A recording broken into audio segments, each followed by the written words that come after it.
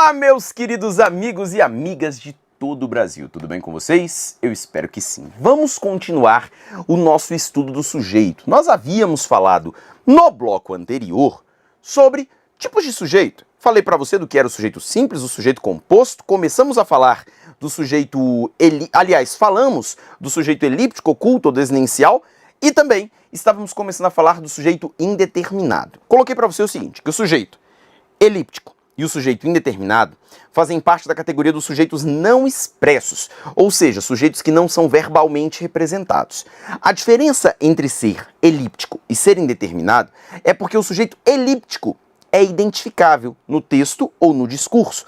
Já o sujeito indeterminado, ele não pode ser identificado nem no texto, nem no discurso. Tudo bem? Aí eu fiz para você uma explicação daquilo que são as pessoas do discurso, para você saber, primeiro, que primeira e segunda pessoas são sempre identificáveis porque correspondem a emissor e receptor. Esses aí são sempre identificáveis. O que vai ficar pendente nessa identificação é justamente a terceira pessoa. Legal?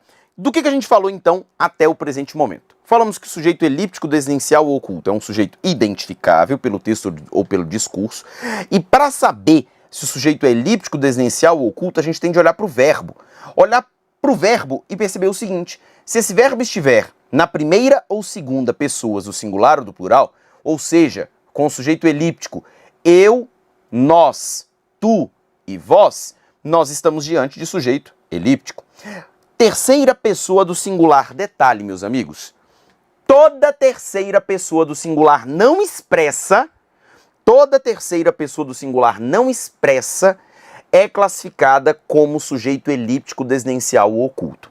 Eu sei que se eu pego uma frase isolada com um verbo na terceira pessoa do singular, por exemplo, se eu coloco para você uma frase isolada bem assim, ó. Primeiro, eu digo, ele está doente. Aqui você já sabe, quem é que está doente? Ele, isso aqui é um sujeito simples, beleza? Agora faz o seguinte, apaga isso aqui. Está doente. Quem é que está doente? Pode ser ele, poderia ser ela. Terceira pessoa do singular, certo? Certo. Só que aqui tem um detalhe. Do ponto de vista, porque sempre, queridos e queridas, você precisa pensar sempre no seguinte. A gente traz aqui frases isoladas para analisar por razões didáticas. Mas a língua não é feita de frases isoladas. A língua só funciona com contexto, beleza? A língua não se vale de uma existência por meio de frases isoladas. A língua, ela funciona em contexto. E, contextualmente falando, uma frase como essa na terceira pessoa do singular, ela jamais apareceria sem referente textual. Tudo bem? É como se eu colocasse bem assim, ó. O povo brasileiro clama por uma solução. Ponto. Está doente. Quem está doente? O povo brasileiro. Entendeu? Textualmente, você nunca vai encontrar uma terceira do singular sem referente textual. Eu aqui é porque eu estou isolando. Agora, quando eu pego uma terceira do plural, aí é diferente. Textualmente, eu posso encontrar a terceira do plural tanto com referente quanto sem referente. Tudo bem? Beleza? É por isso que, quando eu coloco para você aqui as formas de sujeito elíptico, oculto ou desnencial, primeira ou segunda pessoas do singular ou do plural, terceira pessoa do singular. Não importa. A frase isolada pode parecer não fazer referência a ninguém, mas lembre-se, uma frase dessa, ela nunca existiria contextualmente sem referente. Diferentemente é o caso da terceira pessoa do plural, que textualmente existe com referente ou sem referente. Tudo bem? E também nós temos o caso do sujeito elíptico, oculto ou desnencial com a terceira pessoa do plural, só que com referente textual. Até porque se não houver referente textual, aí a gente passa a ter um sujeito chamado de sujeito indeterminado. Elias, é a única forma de sujeito indeterminado? Né? Temos outras. Quais são?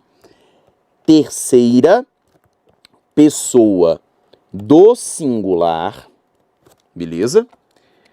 Terceira pessoa do singular. Só terceira pessoa do singular, Elias? Não. Mas a partícula C, beleza? É a terceira pessoa do singular que vai aparecer junto com a partícula C. E essa partícula C, ela não pode ser uma partícula qualquer. Essa partícula C, ela vai ser chamada de índice de indeterminação do sujeito, beleza? Ela não é uma partícula C qualquer. Ela é uma partícula C chamada de índice de indeterminação do sujeito. E por fim, nós temos como forma de sujeito indeterminado o chamado infinitivo impessoal. Infinitivo impessoal. Lembrando para você que verbo no infinitivo, Elias, o que é um verbo no infinitivo? Verbo no infinitivo é aquele verbo que termina em AR, termina em ER, termina em IR. É o verbo na sua forma pura, né? Cantar, correr, partir. Tudo bem? Beleza? Bom demais? Bom demais. Vamos ver exemplos? Vamos ver exemplos. Vem cá comigo na tela. Olha lá. Necessita-se de alimentos mais saudáveis. Eu vou precisar que você agora faça comigo um exercício de muita cautela e análise. Por quê? Você não vai entender 100% o exemplo 8, tá? Já tô te falando de cara. Você não vai entender 100% o exemplo 8, por quê? Porque o exemplo 8 ele vai ser explicado na íntegra para você lá na frente, na aula de funções do C, beleza? Mas aqui é para você ter uma noção de como que funciona o sujeito indeterminado com a partícula C. Olha aqui, por favor. Necessita-se de alimentos mais saudáveis. Preste atenção no seguinte. Primeiro, eu quero que você foque apenas no verbo necessita, beleza? Porque quando eu uso o verbo necessita, eu estou dizendo que ele necessita, eu estou dizendo que ela necessita. Estou dizendo que ele necessita, estou dizendo que ela necessita. Isso tudo só para provar para você, ele necessita, ela necessita, não é eu necessito. Eu estou colocando isso aqui para você, para quê? Só para você saber que esse verbo está na terceira pessoa do singular. Tudo bem? Além disso, essa partícula C que aqui está é que vai ser chamada de índice de indeterminação do sujeito.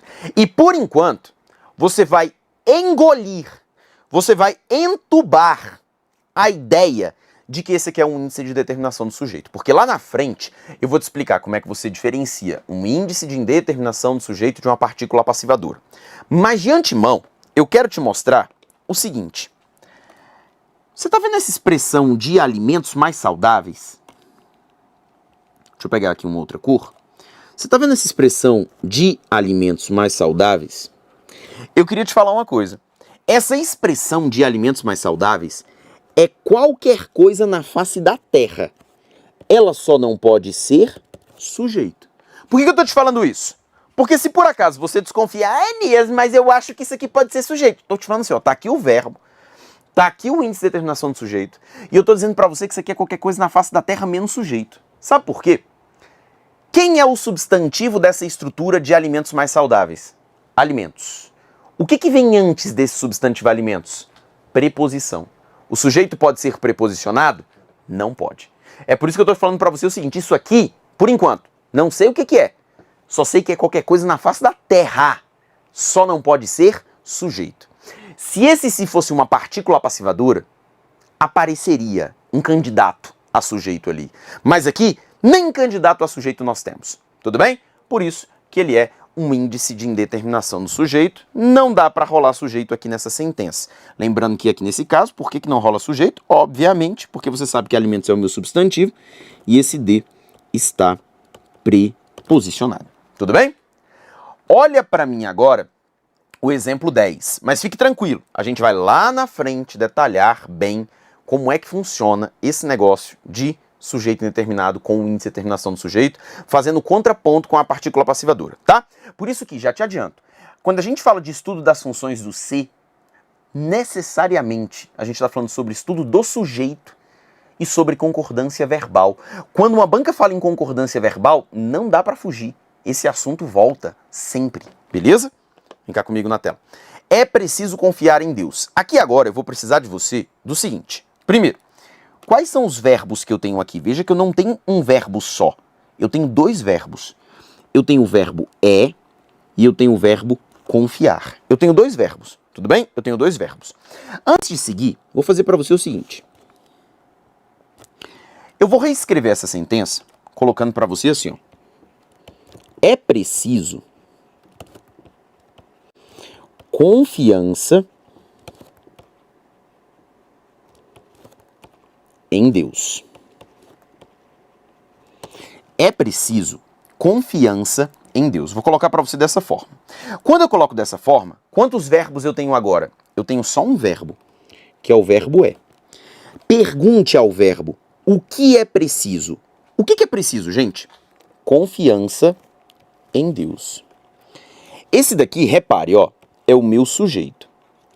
Esse meu sujeito me ajuda. Quantos núcleos ele tem? Um núcleo só. O substantivo confiança. Então, ele é um substantivo, um sujeito simples. Esse sujeito, ele está antes do verbo ou depois do verbo? Esse sujeito está depois do verbo. Ou seja, esse sujeito é posto. Beleza? E o núcleo dele não é um substantivo? É. Se o núcleo dele é um substantivo, meus amigos, e substantivo é nome, nós podemos dizer que esse sujeito é nominal. Beleza? Então veja que agora eu acabei de acrescentar mais uma característica para você saber a respeito do sujeito. É preciso confiança em Deus. Está aqui o meu sujeito. Esse meu sujeito ele é simples porque ele só tem um núcleo. Esse sujeito ele é posposto porque ele está depois do verbo. Esse sujeito é nominal porque o núcleo dele é um substantivo. Tudo bem? Agora, o mesmo raciocínio que você teve aqui, eu preciso que você tenha aqui. A diferença é que, quantas orações eu tenho aqui? Uma só, porque eu só tenho um verbo. Quantas orações eu tenho aqui? Duas, porque eu tenho dois verbos. Aqui, período simples. Aqui, período composto. Elias! Então quer dizer que a gente já está começando a estudar o período composto? Eu só vou te mostrar uma ideia de período composto, mas o a fundo do período composto só lá na frente. Mas repara comigo. Se por acaso eu digo que é preciso confiança em Deus, e o que é preciso? Confiança em Deus? Então peraí, olha no exemplo 10. É preciso confiar em Deus. O que é preciso? Confiar em Deus.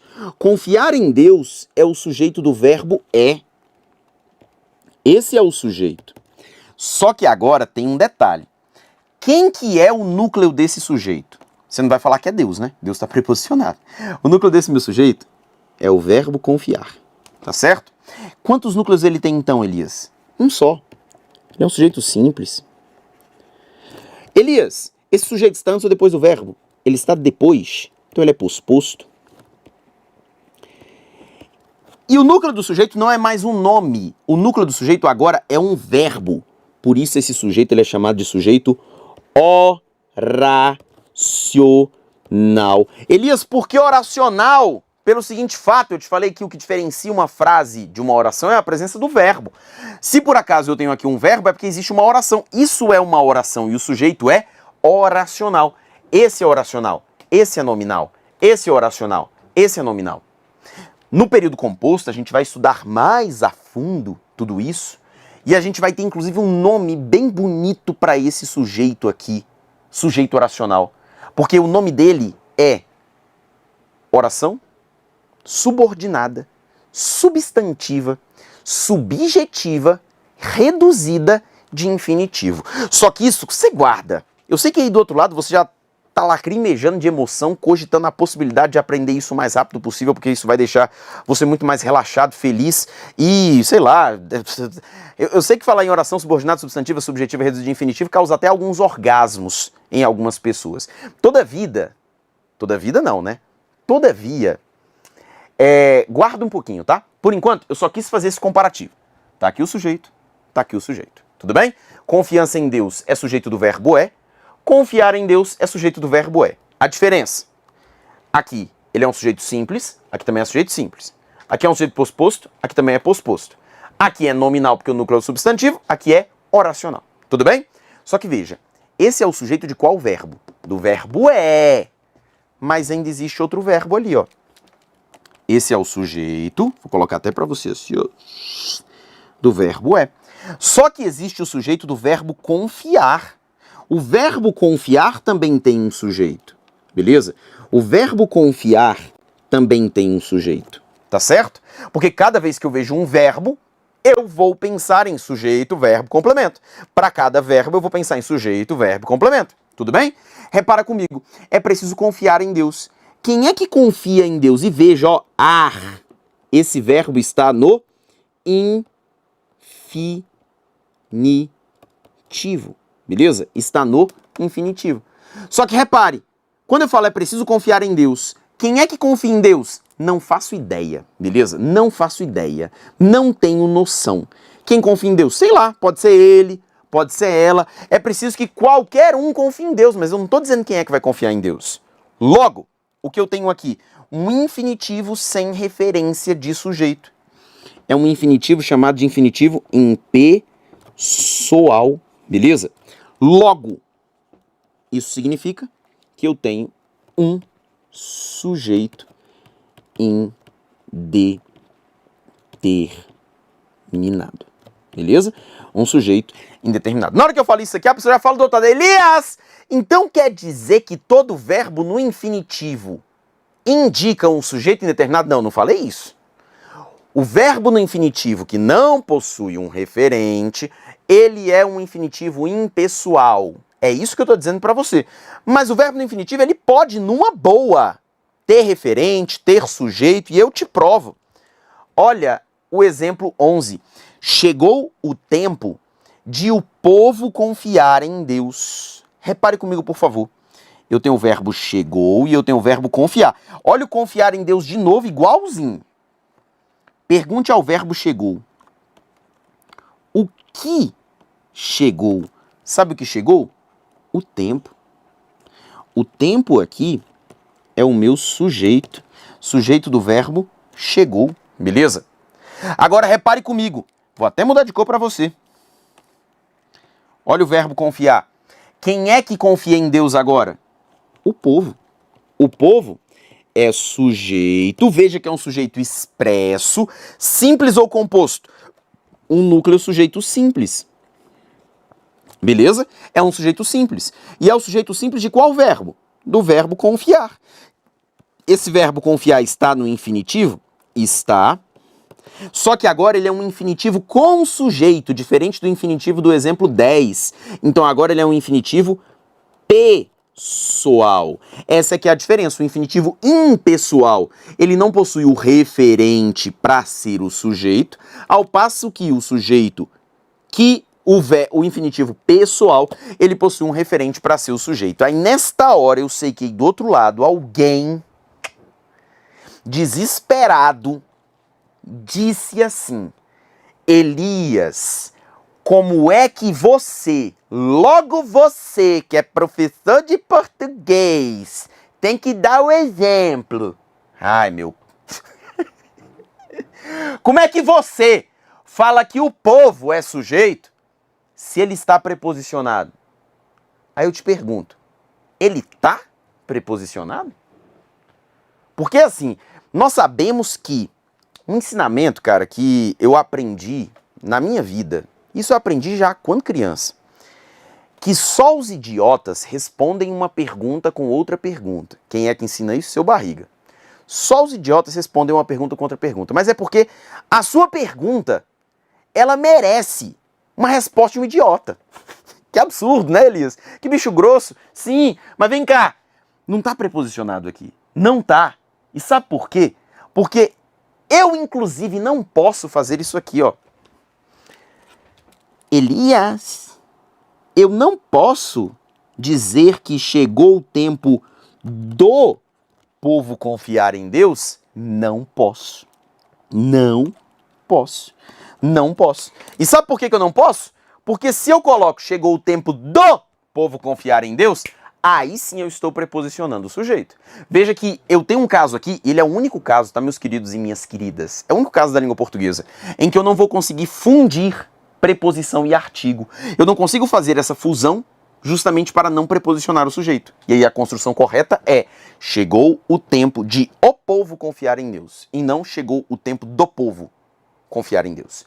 Tudo bem, meus queridos? Beleza? Bom demais? Então seria isso aqui para a gente entender o papo do infinitivo. Mas falamos então sobre esses casos do sujeito não expresso, elíptico, e também do indeterminado. Legal? Beleza? Agora a gente vai falar da oração sem sujeito, que são verbos, meus queridos, que não apresentam sujeito. Vem cá comigo na tela, por gentileza. E olha só. Choveu durante a cerimônia. Quando eu falo choveu durante a cerimônia, repare, qual é o verbo? O verbo que eu tenho aqui é o verbo choveu, beleza? Esse é o verbo que nós temos aqui. Esse é o verbo, que é o verbo choveu. Queridos, quando eu falo choveu durante a cerimônia, a gente pergunta: quem choveu? Foi Thor? Foi Odin? Foi Zeus? Foi Jesus? Não dá para saber. O que choveu? Não dá para saber. Quem choveu? O que choveu? Não dá para saber. Eu tenho aqui, meus amigos, um verbo indicando fenômeno da natureza. Beleza? Eu tenho aqui um verbo que foi utilizado para indicar fenômeno da natureza. E toda vez que eu falo desse tipo de verbo, eu estou falando, vem cá, quando eu falo de oração sem sujeito, algo que precisa vir na sua cabeça de maneira clara e de maneira nítida são os chamados verbos impessoais.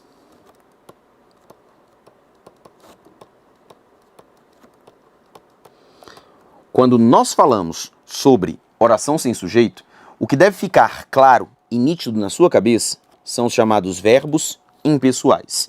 O que são os verbos impessoais? Verbos impessoais são verbos que não admitem sujeito. Eles não admitem sujeito, ou seja, eles deixam ali a posição de sujeito desocupada. A posição de sujeito, aliás, ela não pode ser ocupada neste caso. Não admite sujeito, beleza? E como ele não admite sujeito, ele não vai ter com quem concordar. E isso faz com que um verbo impessoal, ele fique só e somente só no singular, beleza? Faz com que ele fique só e somente só no singular. Legal? Aí você vem cá comigo, porque é uma situação semelhante a essa que nós temos aqui, semelhante a esta que está aqui apresentada. Tudo bem? Quando eu falo para você desses verbos impessoais, quais deles merecem destaque, pensando nos nossos estudos para concursos públicos? Vamos lá? Verbos impessoais.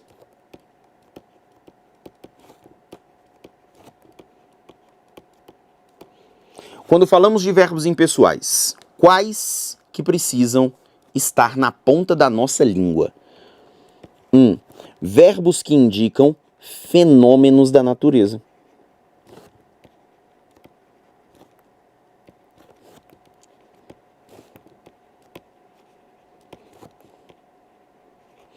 Os verbos que indicam fenômenos da natureza, eles são considerados verbos impessoais. Logo, eles não admitem sujeito, logo, eles só podem ficar no singular. Chover, nevar, trovejar, amanhecer, entardecer, ventar, são considerados verbos impessoais. Então vem cá comigo, por gentileza, que quando eu falo choveu durante a cerimônia, eu tenho um verbo que indica fenômeno da natureza. Isso significa que esse verbo aqui é um verbo impessoal. E isso significa que eu estou diante de uma oração sem sujeito. Beleza? Isso significa que eu estou diante de uma oração sem sujeito. Oração sem sujeito, que também pode ser chamada de sujeito inexistente. Beleza?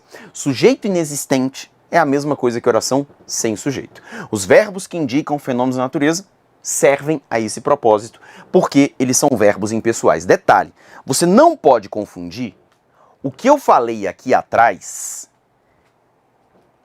de infinitivo impessoal com verbo impessoal. Qual que é a diferença, Elias? Primeiro que infinitivo impessoal é só verbo no infinitivo. E o que vai diferenciar um infinitivo impessoal de um infinitivo pessoal é porque o verbo no infinitivo impessoal, ele não consegue identificar um referente para ser o seu sujeito. Ao passo que um infinitivo pessoal, ele consegue identificar um referente para ser seu sujeito. Quando eu falo de verbos impessoais, eu falo de verbos específicos que pode ser no infinitivo, pode ser no particípio, pode ser no gerúndio, pode ser conjugado, pode ser do jeito que for. São verbos específicos que não admitem sujeito e que só vão poder ficar no singular. Tudo bem? Esse é um primeiro ponto. Aí a gente vai falar desses verbos impessoais, para falar das orações sem sujeito. Só que eu preciso comentar com você uma coisa. Primeiro, você precisa ficar ligado, no caso dos verbos de fenômeno da natureza, porque, primeiro, eles precisam ser empregados em linguagem denotativa. Vem cá comigo na tela, por favor. Eu coloquei para você, exemplo 12, choveu confete durante a cerimônia. Repara comigo, por favor. Quando eu coloco choveu confete durante a cerimônia, se você perceber aqui com bastante carinho, pergunte ao verbo o que choveu. E sabe o que choveu? Confete. Aqui eu tenho um sujeito? Sim, sujeito simples. Porque existe uma diferença muito clara do entendimento do verbo chover aqui e aqui. Aqui eu tenho literalmente a ideia do fenômeno da natureza. Quando eu falo choveu confete, é uma linguagem figurada, conotativa, ou seja, que céu desceu até o chão, beleza? Essa que é a ideia. Agora eu passo a ter sujeito, tudo bem? Agora eu passo a ter sujeito, porque aqui eu tenho uma linguagem figurada. Outra coisa importante é porque Evanildo Bechara explica isso na sua gramática, que é o seguinte: o verbo, para ser considerado de fenômeno da natureza, ele precisa sozinho dar conta de todo o fenômeno da natureza. O que eu quero dizer com isso? Aqui só o verbo choveu é responsável por carregar todo o fenômeno da natureza. Quando eu falo choveu durante a cerimônia, você já imagina as gotas de chuva caindo, as pessoas correndo para lá e para cá, o céu preto, aquela lama, a maquiagem escorrendo, já imagina tudo isso, né? O verbo sozinho traz essa cena toda. Isso tudo porque no exemplo 13 eu tenho uma circunstância diferente. Porque quando eu falo choveu granizo durante a cerimônia, primeiro, não é só o verbo choveu que está dando a noção do fenômeno da natureza. O fenômeno da natureza, ele é marcado pelo choveu e pelo granizo. Além disso, vem cá. Exemplo 12. O que choveu? Confete. O que choveu? Granizo. Veja que o fato de o fenômeno da natureza ser representado não só pelo verbo, mas coisas além do verbo, faz com que esse verbo deixe de ser impessoal, que é o que está rolando bem aqui. Quando eu falo choveu granizo durante a cerimônia, opa, o que choveu? Sabe o que choveu? Granizo. E granizo é o quê? O sujeito. Sujeito simples. Aí a pessoa vira pra mim desesperada e fala: ah não, Elias, mas aí não, calma aí, eu achava que eu entendia pelo menos da vida e nem da vida eu tô entendendo. Porque quando chove granizo, eu sei que é a natureza, que é a mãe natureza, que está promovendo este evento de jogar pedra de gelo no chão. É a chuva on the rocks. Mas, meu amigo, a língua portuguesa, ela não tem o objetivo de entender os fenômenos naturais. O entendimento dos fenômenos naturais cabe a outras ciências, beleza? A outras ciências. O que a língua portuguesa tem pra gente é o seguinte, que o verbo, quando ele sozinho indica um fenômeno da natureza, ele é um verbo impessoal, não admite sujeito, por isso uma oração sem sujeito só pode ficar no singular. Agora, se você inventa de colocar esse verbo no sentido figurado, ou se você inventa de colocar esse verbo junto com outra coisa para identificar o fenômeno da natureza, aí não, quando eu falo choveu granizo, é igual choveu confete. Caiu de cima para baixo confete, caiu de cima para baixo granizo. Entendeu? Fenômeno da natureza é quando é assim, sozinho. Tudo bem? Beleza? Detalhe. Aqui ele é verbo impessoal, não admite sujeito, só pode ficar no singular, ou seja, choveu durante a cerimônia é o correto, nunca poderia ser choveram durante a cerimônia. Agora vem cá. Se eu troco confete por confetes, choveram confetes durante a cerimônia. Se eu troco granizo por granizos, choveram granizos durante a cerimônia. Tudo bem, meus queridos? Tudo bem, minhas queridas? Eu espero que sim. Entenda isso aqui, beleza, claríssimo, para você saber como é que funciona esse primeiro conjunto de verbos impessoais. Mas a gente não acaba por aqui. Até porque nós temos mais verbos impessoais que eu vou até te contar uma coisa.